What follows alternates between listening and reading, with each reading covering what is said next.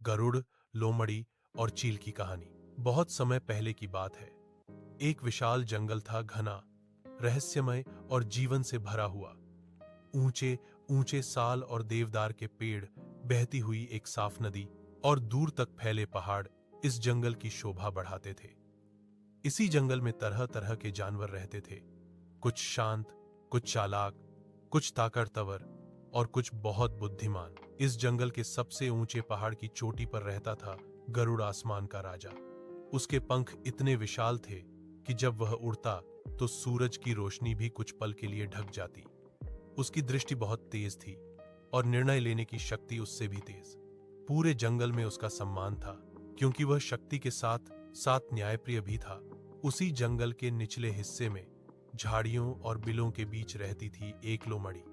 वह न तो बहुत ताकतवर थी और न ही बहुत सुंदर, लेकिन उसकी चालाकी और वाक्पटुता का कोई जवाब नहीं था। वह अपने दिमाग से बड़े बड़े जानवरों को भी उलझा देती थी।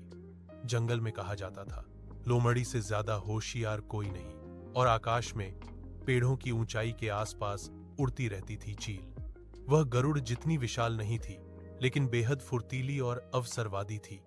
उसे जहां लाभ दिखता वहीं मौंडराने लगती। वह दूसरों की मेहनत पर नजर रखती और सही समय आने पर अपना हिस्सा हथियाने से नहीं चूकती। जंगल में संकट। एक साल जंगल में भयानक सूखा पड़ा। नदी का जल स्तर गिरने लगा, फल फूल कम हो गए और छोटे जानवरों के लिए भोजन जुटाना कठिन हो गया। धीरे धीरे यह संकट बड़े जानवरों तक भी पहुंचने लगा। गरुड़ ने जंगल की स्थिति को ऊपर से देखा। उसे समझ आ गया कि अगर समय रहते कुछ न किया गया तो जंगल में अराजकता फैल सकती है। उसने सभी प्रमुख जानवरों की सभा बुलाई। सभा में हाथी, हिरण, भालू, भेड़िया